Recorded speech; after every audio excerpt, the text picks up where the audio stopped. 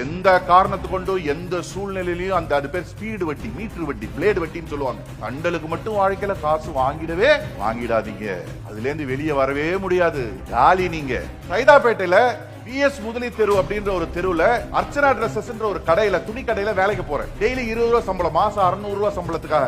அங்க போய் துணி வியாபாரத்தை எல்லாம் நான் கத்துக்கிட்டேன். சாமி அப்படின்னு ஒருத்தர் அறிமுகம் ஆகிறார். சாமி யாருன்னு கேட்டீங்கன்னா இந்த தண்டலுக்கு காசு கொடுக்கிறவர். அவர் என்ன பண்ணுவாருன்னா, எங்க ஓனர் அர்ச்சனா டிரெஸஸ்ல ஓனர் ரவி சார், அவர் வந்து 1 லட்சம் ரூபாய் காசு வாங்குவாரு. வாங்கிட்டு டெய்லி 1000 ரூபாய் கட்டணும். 90,000 ருபீஸ் தான் அவருக்கு கையில கிடைச்சிருக்கும்.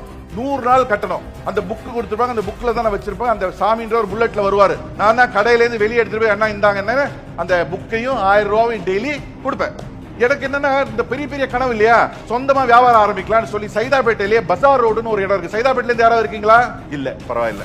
பசார் ரோடுன்னு இடம் இருக்கு. அந்த பசார் ரோட்ல பாத்தீங்கன்னா ஒரு கடை டூலெட்னு போட்டிருக்கு. ஹலோ, டூலெட்னு போட்டிருக்கு.